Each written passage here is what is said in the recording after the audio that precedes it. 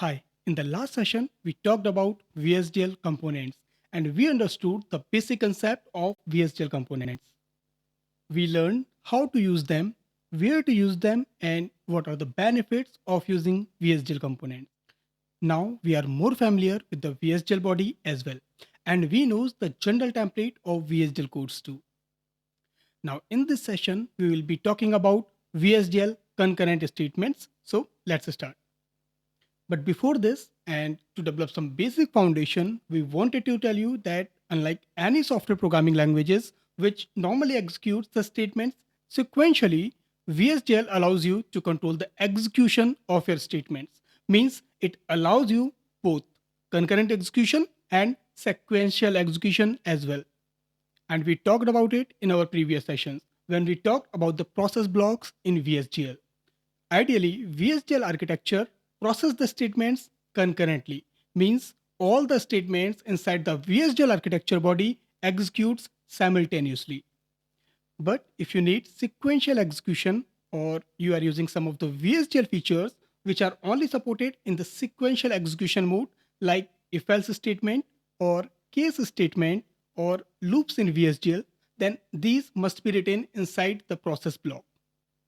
So the statements inside the process block will only execute sequentially. So this concludes that we have two type of executions in VHDL. First is concurrent execution or parallel execution. These statements will execute simultaneously. And second is sequential statement.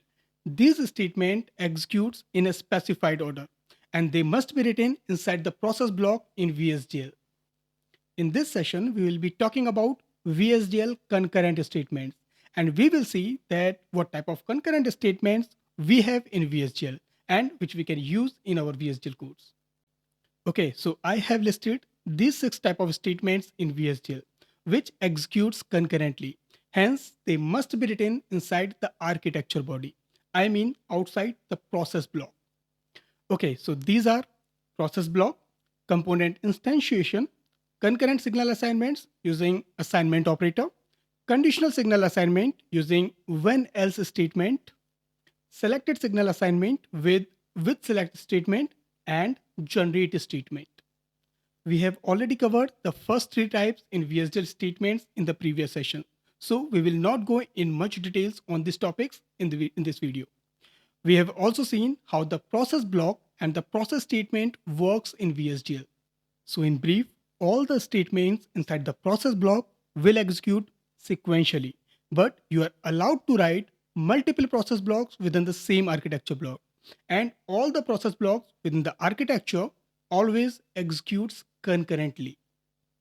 This means only the statements inside the process block are sequential statement, but the process block itself is a concurrent statement. The second type of concurrent statement is component instantiation. We have seen this in the last session, that how to create the instances of components in VHDL files and how to use them and how to do the port mapping. We also know that we can create as many instances of components as needed for our requirements. But remember that all these components and their instances will execute parallelly.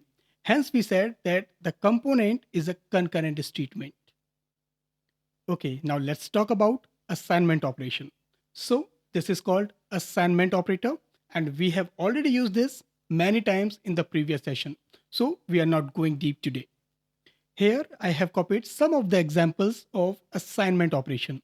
I hope you are already familiar with this operator now and you can easily guess that what these statements are doing. But still a quick brief here. So the symbol of assignment operator is less than equals to. Well, do not read this like this, less than equals to, but instead read this like gets the value of. This symbol interpreting the direction of data flow, like the data is flowing from the right to left. Either can be a signal or some hard-coded value or any other operation. Let's quickly understand this with some examples. And we will read this assignment symbol as gets the value of, okay? First statement is D out gets the value of sig a semicolon. Second statement is sig1 gets the value of A and B, semicolon. Third statement is sig2 gets the value of A plus B, semicolon. So this is arithmetic operation. Fourth statement is dout1 gets the value of 1, semicolon. And fifth statement is dout2 gets the value of 1010, semicolon. Note that for the concurrent execution, these all statements must be written directly inside the architecture body. Okay, so this is something on which we didn't talk about here. So this is when else statement in VHDL. This uses data flow in the output signal based on some specific conditions on the selected signal. Let's understand this with one example. So suppose our code is architecture behave of my design is dout gets the value of 1000 when din equals to 00, else 0100 when din equals to 01, else 0010 when din equals to 10, else 0001, semicolon, and architecture. So this is the kind of encoder design here. And it says that dout will get the value of 1000 when the din signal has the value of 00. Else the dout will get the value 0100 when din is having the value 01. Similarly, dout will have the value 0010 when din is having 10. And if these all the conditions do not match with the din, then the default assignment of 0001 will happen to the output dout, which is written after the else command. Now we have this next concurrent statement in VHDL, and this is with select statement. This also uses data flow based on some specific condition on the selected signal. So you can see this example here, and it says architecture behave of my design is with din select dout gets the value of 1000 when 00, comma 0100 when 01, comma 0010 when 10, comma 0001 when others, semicolon, and architecture. Okay, so the first statement here is the common signal for which we are checking the condition, and we will assign the respective data to the output which matches the condition based on that selected input. So here we have written with din select means we are checking the din value in this list here. So the first statement is dout gets the value of 1000 when 00. Note that we didn't specify the selected signal name here.